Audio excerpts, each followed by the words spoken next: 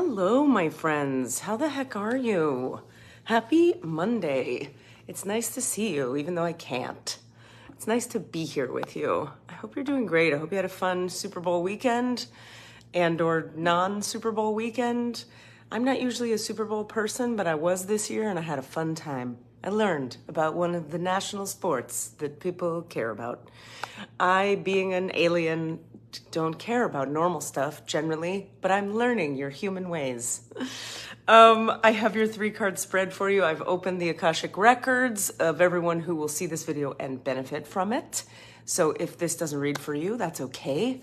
But this is for everybody who will see this video and benefit from it. I've opened it. This is an interesting spread. Let's look at what's going on. In the recent past, we have the Dragon's Lair. Very ominous, interesting, scale-y, dark kind of card going on. Okay. Present moment. Good morning, friends. Hi. See you there. The Dry Desert. We've had that card recently. She's back. And the outcome is the Details card. So let's see what Colette Baron Reed has to say about all of this. And I'll give you any channeled wisdom I have that comes through, anything I've learned on the road of living that hopefully would be useful to y'all. All right, the Dragon's Lair. Remember, this is in the recent past position. So something in your recent past has brought this energy forward. You're always protected and divinely directed. You have a remarkable internal warning system that lets you know when things are out of alignment. You're about to enter dangerous territory, so tread carefully and be aware of your surroundings. The path you're on now is one that will challenge you to the core. That said, peril is also exciting and exhilarating, like the danger you feel before you enter a new relationship, knowing that you'll be changed forever. A life lived fully isn't lived only in safety. A new experience is calling to you, one that will test your courage. The choice is yours, but there is greater value in risk-taking than remaining unchallenged. New territories are waiting to be discovered. I have always found this to be a very complex and difficult to simplify card. When that card comes up, it's sort of like, because look, first of all, you see these red eyes in this cave down here underneath this castle of ice and snow with a scary dragon flying at it? None of this looks like much of stuff you feel like going towards. Am I right? I'm not going there on my free weekend. But the card, the language of the card has this mixed messagey energy about it. You're always protected and divinely directed.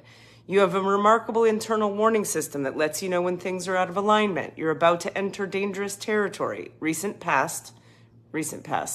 For this group of people, how recent? Last 24 hours, last 48 hours, last 72, last 48 hours, okay? You're about to enter dangerous territory. Tread carefully, be aware of your surroundings. Good morning, Allison, Jamie, Jeff. The path you're on now is one that will challenge you to the core. Scary. Hi, Sharon, Denise, nice to see you.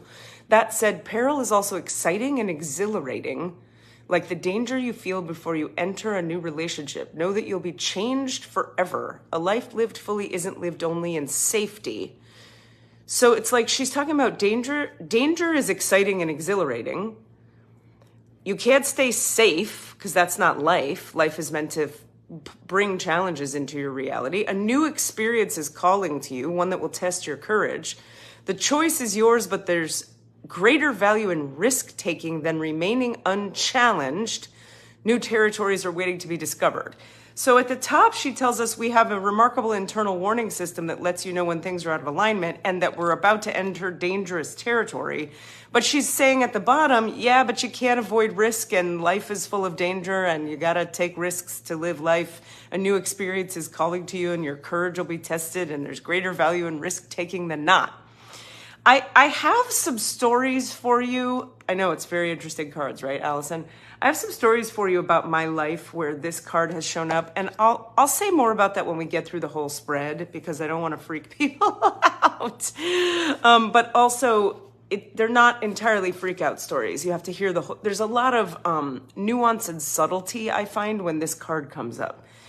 It's sort of like, well, here I'll say this. The way I've come to understand this card is, It's saying to me, yes, take risks. Yes, do this thing and move slowly and be cautious and aware, because there's some shit in the air. Something's going on, and or you might want to just be aware. I'll tell you a story about it in a second, but it brings us to the present moment. We're in the dry desert again. Dig deep for inspiration and truth. Now is the time to become resilient and adaptable. Is your life presenting you with opportunities that seem to yield nothing? Have your ideas dried up? Does it feel like you're on an endless journey through a dry, hot, lifeless desert? So theatrical, Colette Baron-Reid. I love you. This card reminds you that these are times when you're meant to become resilient as you journey through harsher circumstances. You're being required to conserve your energy until, after consistent effort, you reach the oasis you're searching for. Consider the creatures that live in these conditions. They have adapted to thrive in spite of the outer environment. In a desert, water, essential for life, can be found deep underground. Go deep within yourself now. Find your truth there. Let spirit sustain you while you locate the real source inside. We've talked about this card recently. Whatever it is you're asking about will not be found in the conditions you're in until you move past the surface of things and choose to do the real work and discover the answers deep within you. Always an annoying suggestion, but always a useful one in my personal experience. This may not seem like the most productive time, but looks are deceiving. This is a most important place to find what's truly right for you inside. All right, and then the outcome, I'm starting to psychically get the download of what this entire spread is about. So sometimes you got to go through the whole thing, you know what I mean, to see the arc, and then you can grok the sort of download of it. The outcome is the details card. The most powerful patterns are created within the tiniest details. Pay attention, says the card. How far in the future are we talking about here? 24 hours, 48 hours, 72, again, 48 hours. So for the next 48 hours, it's a good time to pay attention to details. And in the previous 48 hours, we've had some kind of dragon's lair moment that's brought us to a dry desert. And the outcome is pay attention to the details. This is the time to be aware of the fine print in all areas of your life. Look at the details and leave the broad strokes for another time. When this card appears in a reading, it's assigned to finesse a project, make small but meaningful gestures, or add a personal touch to your correspondence. Be aware that what you need to know lies in the details. If you're entering into an agreement of any kind, pay attention to them before, not after, when it's too late. Clarity and transparency are key. You can gain great understanding by observing the minute body language, offhand remarks, and fleeting facial expressions that reveal the larger picture. I'm going to read that last paragraph again. Be aware that what you need to know lies in the details. If you're entering into an agreement of any kind, pay attention to them before, not after, when it's too late. Clarity and transparency are key. You can gain great understanding by observing the minute body language, offhand remarks, and fleeting facial expressions that reveal the larger picture. So we've been shown that in the recent past, we need to be aware that we are in fact entering dangerous territory, that some scary stuff might be ahead, and we're being encouraged to live our lives and to face risk, and to understand that a life lived safely is not a full life.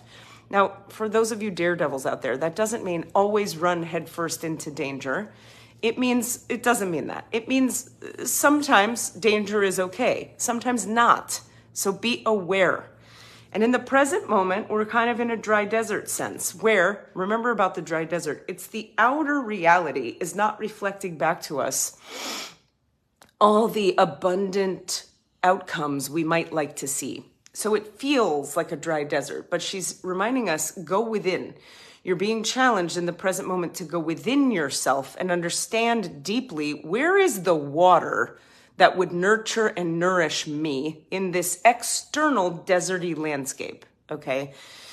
Part of being caught in a desert is about like becoming resilient, as she says in the card. Think about, there's a whole ecosystem of animals that live in a dry desert. You've got all the lizard type animals, you've got all the bugs, you've got this bird who's alone in this desert. You got all kinds of, there's a whole ecosystem in a desert that I clearly know very little about.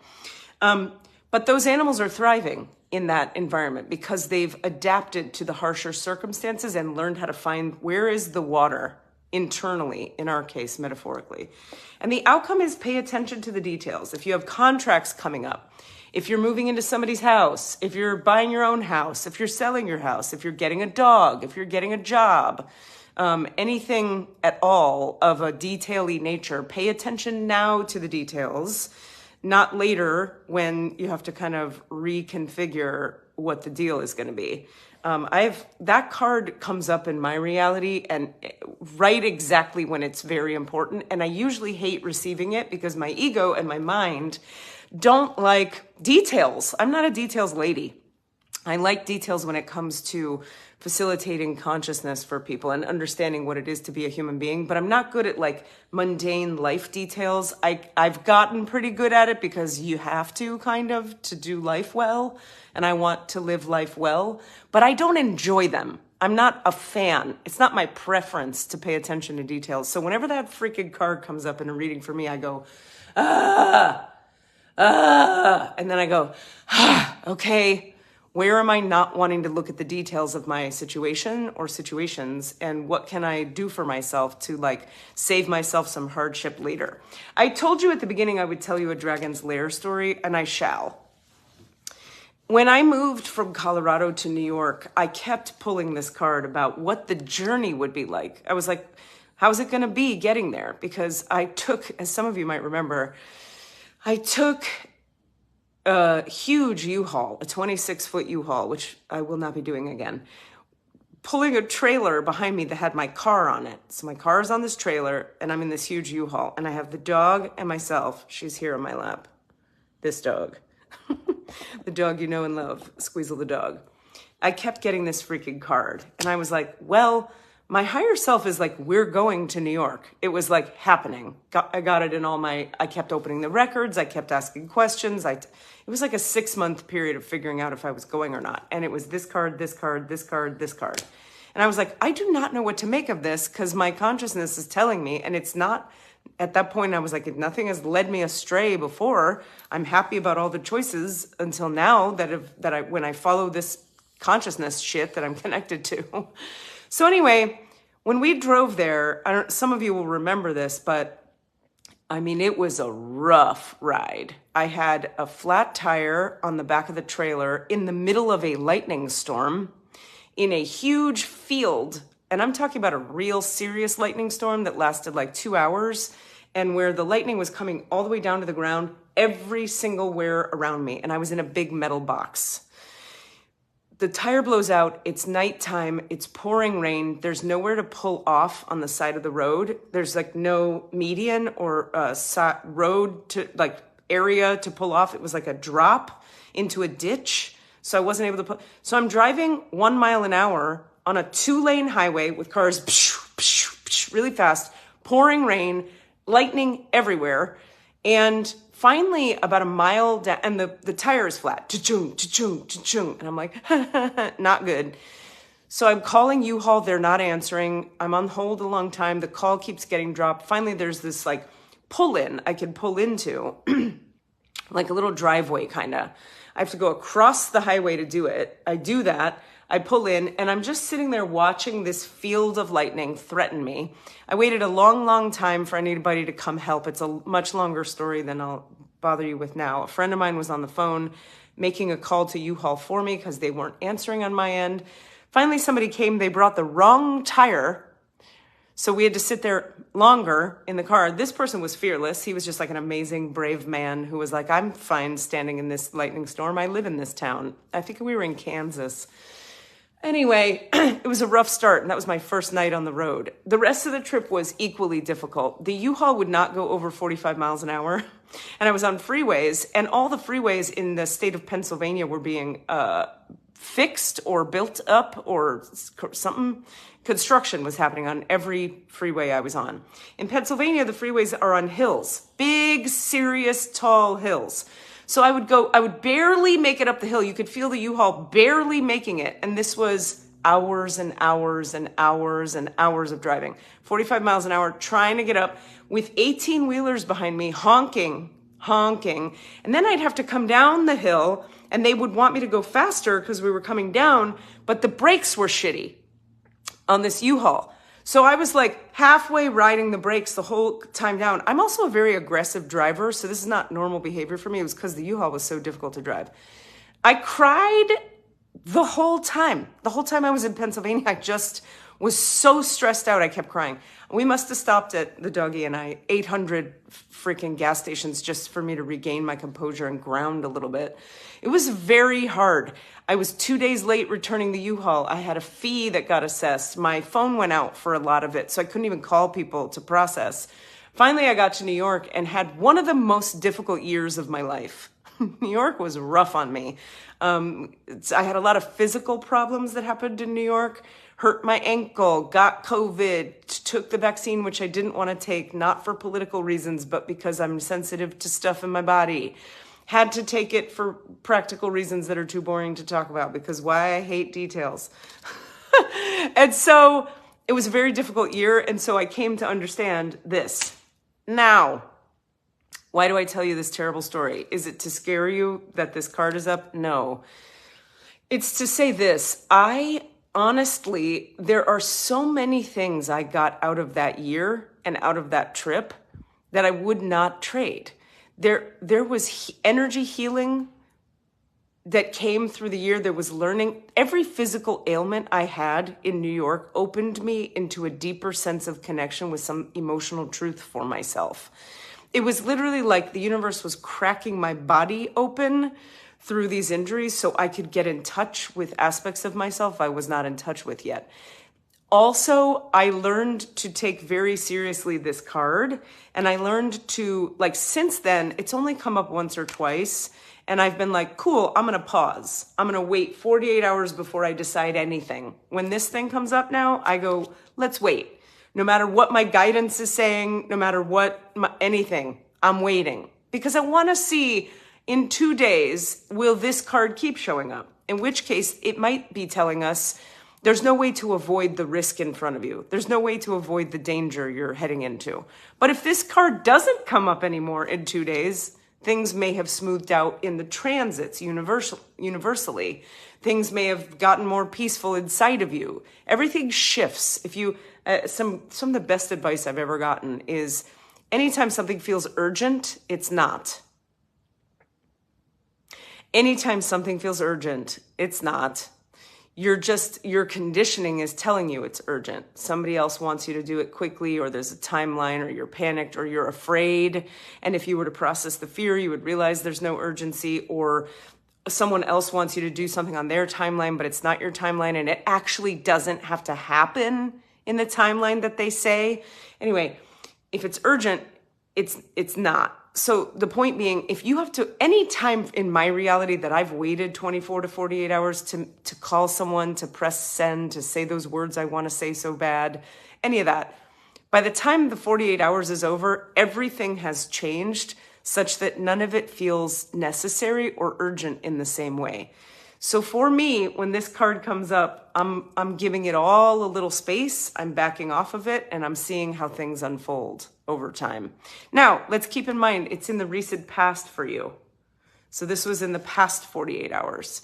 And keep in mind my story. I wouldn't trade my time in New York for anything. I made friends that I adore. I hope some of them are watching now. Everyone I met in Beacon and became friends with, and I'll go back to Beacon for the rest of my life, the town I lived in. I love it so much. The Hudson Valley, I fell in love.